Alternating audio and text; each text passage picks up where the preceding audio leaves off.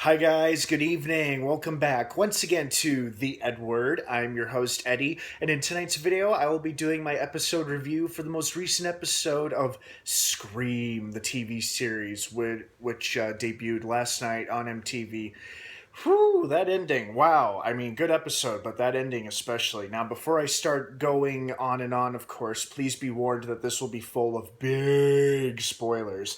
Big spoilers regarding the most recent episode of Scream. If you're not caught up by this episode or you're behind in general, please do not continue watching or listening to this video as I will be discussing big spoilers regarding Scream, the TV series. So you have been warned. This is your final warning. 5, 4, 3, 2, 1.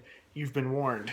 So, wow, I mean, whew, that ending alone was pretty wicked. So, this episode I'd like to think is like the truthful one. This is the one that's about, the truth finally comes out because it was getting to me. I thought to myself, is Audrey ever going to reveal to anybody about her secret connection to Piper? And fittingly enough, it's appropriate that she revealed it to Noah, her best and closest friend. She finally confessed about her link to Piper and her secret goings on with the killer and everything like that, staging a kidnapping, staging the kidnapping of Noah. And, and Audrey admits that it was not Piper, it was herself that had kidnapped Noah, and she just must have had a costume lying around. She must have had a similar costume, similar to what the killer wears, although I don't think she's the actual killer, as we saw the killer walking around the fairgrounds when Emma was looking for Noah. And, she reveals to Noah that the killer was using Eddie's phone because Eddie is dead, as she knows. And then she finally reveals to him that she actually brought Piper to Lakewood. She felt like an outsider, and misunderstood outsider who hated Lakewood, and she sympathized with Brandon James, and she reached out to Piper to help her make a Brandon James documentary. And when Piper arrived and the murders began, Piper told Audrey that, no, it's not me, I'm not doing it. But obviously that was incorrect, because it was Piper who was doing it. And part of me is suspecting that not all of the murders were actually physically carried out by Piper, but perhaps her accomplice, if indeed she had an accomplice, and if this isn't another relative or a friend of Piper's who's seeking revenge. So we'll see. But she finally came clean with Noah, and I was so happy that she did. I'm like, finally, this huge weight is lifted off of her shoulders, and she's come clean about it. But nobody else besides Noah knows about it, unless Noah broadcasts that podcast, which he had left recording either on purpose or accidental. And what I'm trying to figure out, because I'm not that familiar with podcasts and how they work, is if that was being recorded live or if they recorded it and then it's broadcast later. It's hard to say, but either way, it's extremely risky that her big confession could get out, and then she will be blamed for all of the deaths from season 1, because technically there is blood on her hands. She invited this homicidal maniac which went on a murder spree in her town, and she couldn't have known that Piper was a maniac like that, but she brought her anyway in the first place. Now, I have another new prime suspect. I don't think it's Kiernan's creepy, crazy cousin who's got a crush on Emma. I don't think it's the sheriff's son, Stavo. It would be way too obvious. I do not think it's Branson, and obviously it's not Branson because we saw what happened to him. I'll get to that in a second.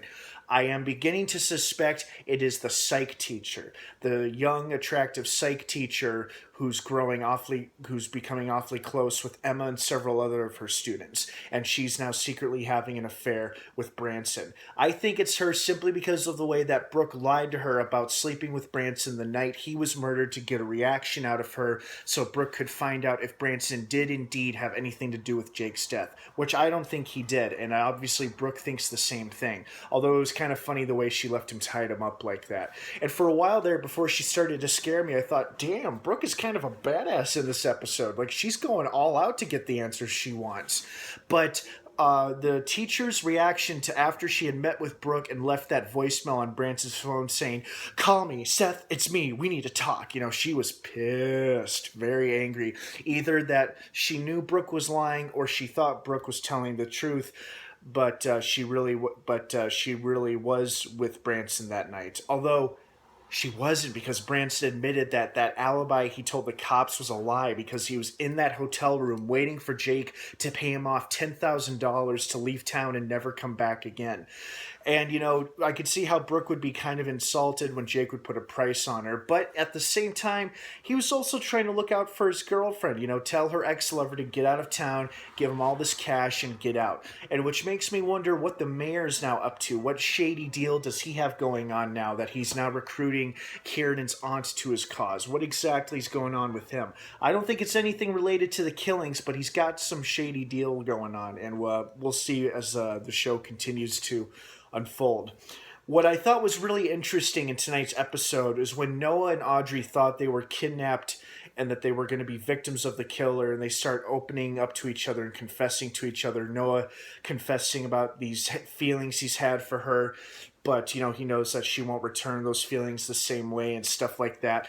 And it was in the fairgrounds, and they were both tied up in a broken down roller coaster, and it was extremely reminiscent of the comic book Batman the Killing Joke, where Joker kidnaps Commissioner Gordon and tries to make him go insane by putting him on this up and down all over the place roller coaster in this abandoned fairgrounds. And it felt like, I'm like, wow, this is very familiar. Where have I seen this before? The Killing Joke, where the Joker kidnaps Commissioner Gordon and brings him to an abandoned fairground. That's what this reminds me of. I was like, I wonder if that was on purpose or just a interesting coincidence or a little Batman Easter egg or something. Another big coincidence or an Easter egg that immediately caught my mind was the big final scene. Somebody appears in Branson's room, takes off the blindfold. It's the killer, and this is one of the reasons why I think it's the psych teacher. When the killer takes out his or her knife and clearly cuts off one of Branson's hands, which is handcuffed to the bed, and we clearly see his hand fall to the ground, so we know the killer amputated him. And then they grab the iron, you know exactly what's about to come, and you're like, oh no. Actually, we don't know what's to come, because they plug in the iron first, and then they cut off his hand, and then you realize, they're gonna cauterize the wound, the open wound, the freshly severed hand. They're going to cauterize it with a super hot iron. And then the killer does that to poor Branson as he screams bloody murder. And I think a personal attack like that, a violent physical attack like that, screams vengeance and anger and emotion, which is why I think in that moment it dawned on me that the psych teacher could be and probably is the killer. She may be a relative, a sister, or a cousin to Piper, or just a really, really close friend who is also just as nutty as Piper was. I don't know. But in that moment, it occurred to me, it's the psych teacher. Or at least that possibility was very, very strong. It occurred to me and it was very, very strong. It was a strong gut feeling.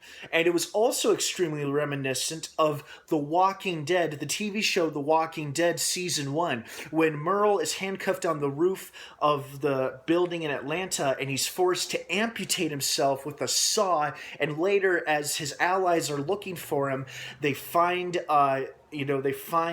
a couple of burners and a metal almost like a metal iron or something. It's similar to an iron you would use for ironing, but it's something that was used to cauterize his stump.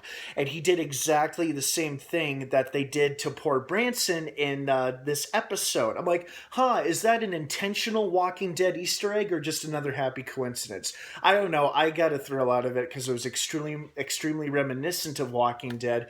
But, talk about gruesome. And for a while there, I thought Branson was going to bite it. But no, not quite yet. The killer just wanted him to suffer.